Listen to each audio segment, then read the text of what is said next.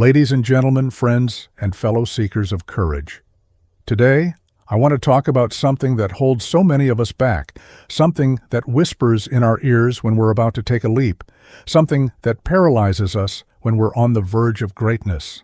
I'm talking about the fear of judgment, that invisible force that keeps us from speaking our truth, pursuing our dreams, and living authentically. Let me ask you something. How many times have you held back because you were afraid of what others might think? How many times have you silenced your voice, dimmed your light, or abandoned your dreams because you feared criticism, rejection, or ridicule? If you're like most people, the answer is probably too many times to count. But here's the truth. The fear of judgment is not just a feeling, it's a prison. It's a prison that locks away your potential, your creativity, and your joy. And the worst part? It's a prison you've built yourself, brick by brick, with the opinions of others. Today, I want to help you break free from that prison. I want to show you how to reclaim your power, embrace your authenticity, and live a life that's truly your own. This is not just about overcoming fear. It's about stepping into the fullness of who you are. Let me start with a story. A few years ago, I was invited to speak at a large conference. It was a huge opportunity, and I was honored to be chosen. But as the date approached, I found myself consumed by anxiety. What if I messed up? What if people didn't like what I had to say? What if they thought I wasn't good enough? The night before the event, I barely slept. I lay in bed, my mind racing with all the ways I could fail. I imagined the audience laughing at me, criticizing me, or worse, ignoring me altogether. By the time I stepped on stage, I was a nervous wreck. But then, something incredible happened. As I began to speak, I looked out into the crowd and saw something I didn't expect. Faces. Real, human faces. Not judges, not critics, but people. People who had come to learn, to grow, to connect. And in that moment, I realized something profound. They weren't there to judge me. They were there to hear me. That experience changed everything for me.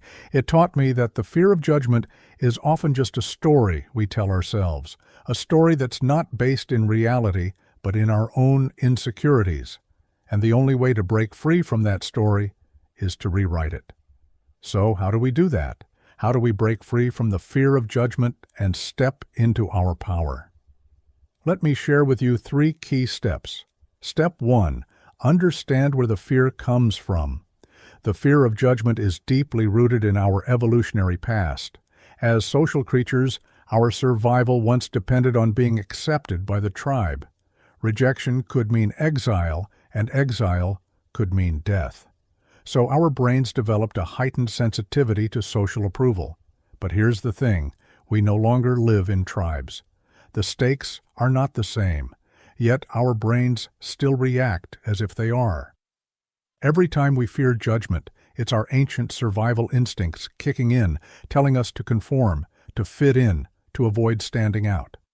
The first step to breaking free is to recognize this, to understand that the fear of judgment is not a reflection of reality, but a relic of our past.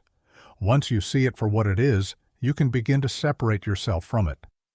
Step 2. Redefine failure. One of the biggest reasons we fear judgment is because we fear failure. We worry that if we try and fail, others will think less of us. But here's the truth. Failure is not the opposite of success. It's a part of it. Every great achievement in history has been built on a foundation of failures. Thomas Edison failed thousands of times before he invented the light bulb.